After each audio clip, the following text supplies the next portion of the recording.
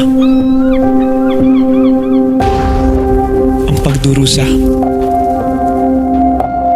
Ang masasayang alaala. Ang pagtuklas ng katotohanan. Ang pag-aabuso. Ang paghihirap. Ang korupsyon. Ang dahilan ng paglaban.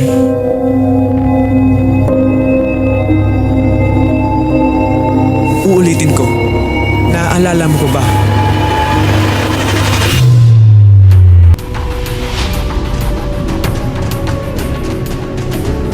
Nakalimutan mo na ba? Ano nangyari sa'yo, anak? Tama na!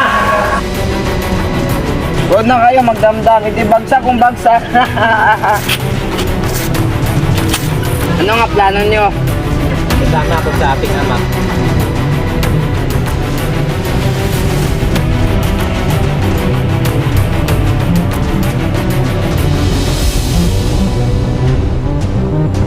Basilio, may bisita ka. Ako ba yung binibiro? Pwede! Hindi pwede! Huli! Mabuti at magaling ka na. Totoo yan, kaibigan.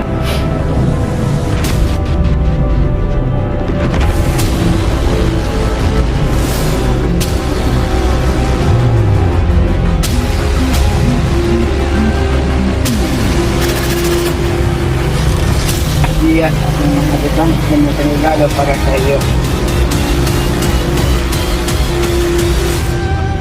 Salamat. Narinig niyo ba ang tungkol sa salo-salo?